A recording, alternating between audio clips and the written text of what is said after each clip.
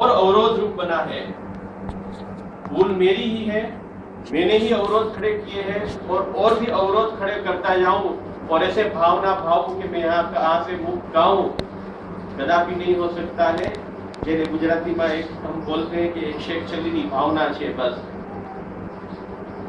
तो तभी एक होता है कि अरे इतना साल गंवा दिया, अभी इतने अनंत हो से मैं अज्ञान में हूँ, तो मैं कैसे मार्ग मुझे मिलेगा, मैं तो पूरे कर्मों से लिप्त हूँ। तो बेंच के बोले नहीं, वो है कर्मों से लिप्त है, मगर रखड़पट्टी वखते पण तू शुद्ध पदार्थ रियो छो। कैसे भी भाव किए है, कैसे भी किए, मगर अंदर जो तत्व है वो शुद्ध है। गुरुदेव बार बार अनंत ज्ञान पिंड, चेतन पिंड, वो शुद्ध ही है, वो स्वरूप ही मेरा शुद्ध है। तो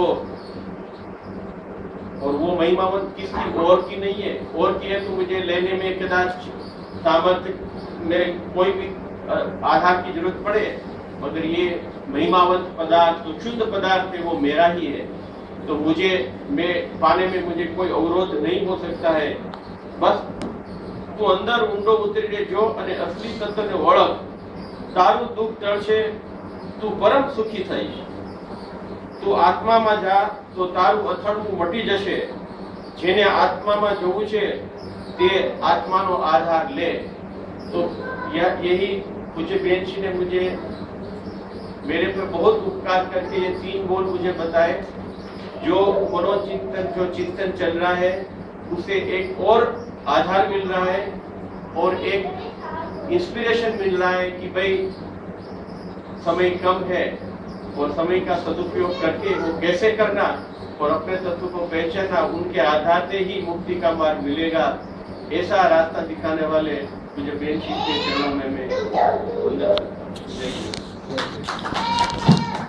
धन्यवाद के लिए।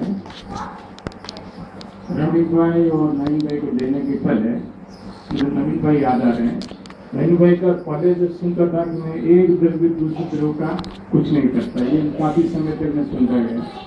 उसके बाद नवीन भाई का एक समय आया था, मैं गायक हूँ। उसके बाद में अभी समय आया है कि भव भवन और फास है।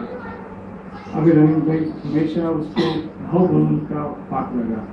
मेरे नवीन भाई को देने के पहले थोड़ा सा संगीत दे देता हूँ आपको मैं। आराम से